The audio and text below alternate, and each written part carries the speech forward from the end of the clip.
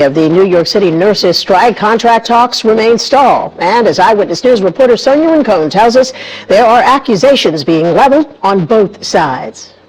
On day 2, we got the power! All the two sides had for each other were accusations of serious violations around the strike. Just hours before we were meant to join our fellow nurses on the strike line, we were both fired in pure act of intimidation. 3 fired nurses from Mount Sinai say they believe the hospital was trying to make an example of them. But we are not scared. We will continue to fight. Mount Sinai says the reason was that they were caught on video deliberately sabotaging strike training by hiding supplies from agency nurses and locking critical supplies for vulnerable newborns in conference rooms where they didn't belong, then lying about it. Union busting is disgusting! But the union says the timing of their firing close to the strike is a violation of U.S. labor law and that disciplinary procedure should have been followed. There should be a law, and that disciplinary procedure should have been followed. There should be a process, but the nurses did not do anything wrong except coming out speaking about safety. We need to make sure that the safety is there, not only for us but for the patient. They've also pointed to the recent incident involving an armed man shot by police on the Upper East Side after going into Mount Sinai, saying he wanted to shoot up the place. You had an active shooter in here, and what are you doing about it? Mount Sinai, in its latest statement, said its goal is a fair contract that balances respect for the work nurses do with healthcare's financial realities.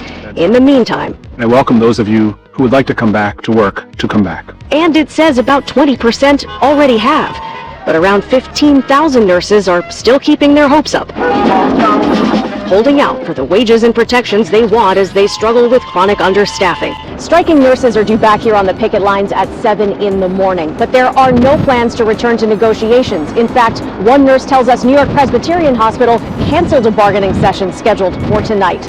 In Washington Heights, Sonia Rincon, Channel 7, Eyewitness News.